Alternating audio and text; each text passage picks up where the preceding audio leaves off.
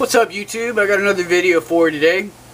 This is on a really cool knife I have here lent out to me. It's on loan by a good friend of mine, and I just wanted to go over with you. It's kind of a pretty darn expensive knife, but I just wanted to give you guys my opinion on it. And so let's get her opened up. This is a Lionsteel SR1A, A standing for aluminum. Let's get this box out the way here, and there she is. This is one damn sexy knife. This thing is really nice, well put together, well machined, just completely perfect. I mean, it's such a really cool knife. Let's get her open here, and I'm opening her up all nice and gentle because I don't want to put my paw prints on the blade. It's got like a satin finish. It's almost polished. Well, no, it's a satin finish blade, but crap. I mean, it's just, you can't even breathe on it because you're gonna get it all dirty and nasty. So anyway, let's take a quick look at her.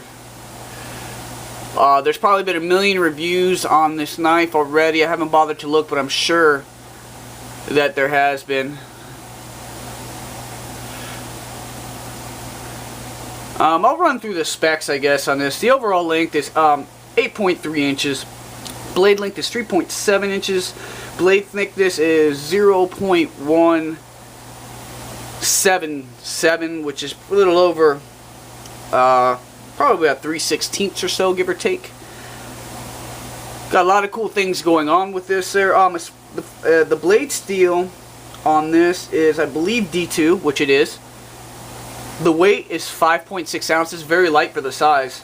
It's an Italian-made knife, and I tell you what, whether it's Ferraris or knives, I mean, it's just, the Italians just seem to really make really sexy, stylish-looking stuff here. Bunch of really cool things going on with this knife that make it different than anything else you'll see out there. Aluminum is one solid milled piece. This knife consists of very few pieces. There's no liners, no nothing. It's one solid piece, as you can see through there. Very light. Couple other things going on. They have a roto lock here, which pretty much it just makes it adjustable, so it makes the over travel adjustable for the frame lock there. Another thing also is they have this piece attached to the frame lock, so that any wear that eventually occurs from here, this piece can be replaced, and you'll always be guaranteed a solid lockup. So if it wears, if you've had it for a million years, clicking it open or closed or whatever, if the lockup is a little bit more than what you'd like, it wears, this piece is easily replaceable, and you can just keep using the knife. So, you know, very well thought out. Now, are you really gonna, well, they had to really do this to this knife because of the aluminum handle, because there's no way you could use the aluminum as a aluminum to metal, because eventually it will wear very quick. So it's kind of like a nice design feature, but it was a necessity with this. And I think this little attribute here carries on to their titanium versions, if I'm not mistaken there.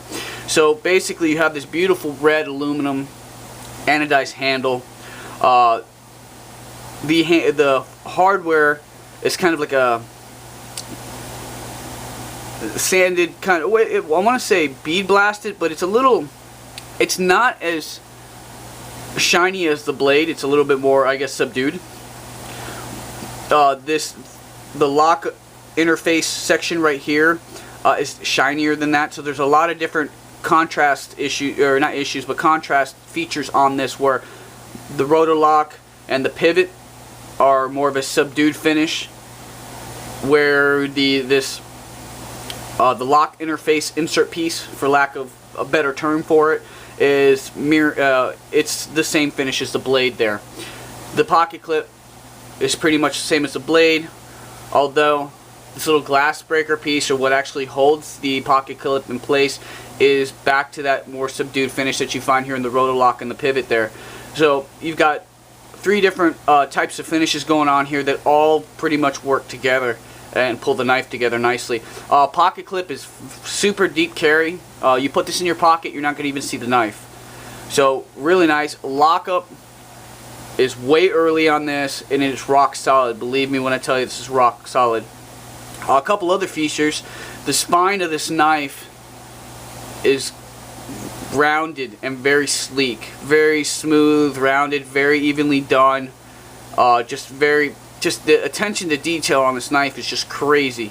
The aluminum scale handle has got it's got these grooves in it, and if you look at it closely, these grooves kind of intersect each other, so it's kind of like intersecting spikes, but very subdued and very, you know, adds that grip you need to it, but it's very comfortable in the hand. It's just, ergonomics are really nice on this. Very simple, plain, sleek design, but it all works together very nicely. The jimping on here is pretty mild. If you get a good purchase on it, it will bite your finger there and keep you right where you need to go. Not nearly enough to cause any kind of irritation or anything to your finger after prolonged use, but it does do what it needs to do. Give you that added grip. Okay, couple things. You guys know, I've mentioned already a million times in the video, this knife is beautiful, well put together, well engineered, well thought out, just finely crafted, fit and finish, tolerance, just everything, just perfect. This knife is it's pretty expensive, but not too bad for what you get. Blade HQ, when they did have this knife in stock, it was $230. What I would recommend to you guys, if you were going to get this, if it's going to be a Safe Queen, you know, and I saw a video about Safe Queen users and stuff like that, and I think it was Supervillain did the video. If you watch, or if you don't know of him, just look him up. He's got pretty cool videos, straight up, no BS, really cool videos. But he did a video of Safe Queens versus users and this and that, which was very interesting. So I don't want to use the term Safe Queen. Let's just say this is a knife that you want to keep in mint condition. Then go ahead with the satin finish. If you're going to be using it, I would recommend getting the regular aluminum color finish on this and go with a black blade if they do offer that option. Definitely black blade, or have someone or bead blast it or do something, because you'll be constantly wiping your fingerprints off of this stupid thing, and that's the only thing. This knife right here, it's like I said, it's on loan, and this is the second time I've opened it up to mess with it, because as you can see here, I'm constantly wiping my fingerprints off of this, and I hadn't even touched the blade and there's like a fingerprint on there, so I don't know if maybe I breathed a heavy breath on there or something and caused it to go, but you can see this is just a beautiful knife. But if you're going to have it for something that you're going to carry, I would go ahead and either go with the like the aluminum finish on the handles, because this powder coated or this anodized aluminum handles, if you scratch it, it's going to show that aluminum color there, and it's going to look really crappy really quick. And then get the black finish on there on the blade. That's what I would recommend, especially if you're going to be spending $230. Now if you're going to get it because you really like me, really appreciate the craftsmanship in this knife, and it's going to be something like that you're going to just look at it and admire it and not really carry it, then get it whatever finish you want. If you're going to be carrying it around, hanging out with your knife buddies, pulling it out, showing, using it on occasion, definitely get the black blade. It's going to cost you $10 more to get the black finish blade, and if they do carry it, go ahead and get the mill finish or the mill finish aluminum, or better yet, spend the extra money and get the titanium version of it with the black blade, and you'll be set there. Just an overview on this knife. I usually do knife reviews, or not knife reviews, overviews on stuff that are inexpensive knives, but I just so happen to have this on loan, and I wanted to share it to you guys and my opinion on there. It's definitely a knife that if you were kind of wanting a higher end knife to add to your collection and you want to save up, the money will be well spent in this. I mean, I could see the $230 price tag on this is well worth it, just because of everything you get. I mean, just to admire the craftsmanship of what went into this knife, the design and everything. It's just a beautiful knife. So, if anything, if you guys ever get a chance and you're in your local knife shop or whatever, ask them to pull it out so you can check it out. I mean, definitely. I mean, I could sit here and do a 4-hour video on this knife, and it's already getting to 10 minutes. And still, it's nothing I say could actually really explain or make you realize how cool this knife is and how well put together it is. So, anyway, that's my 2 cents. Lionsteel SR1A. If you have any questions, post them below. Try to answer them for you. Appreciate all the support as usual. Peace.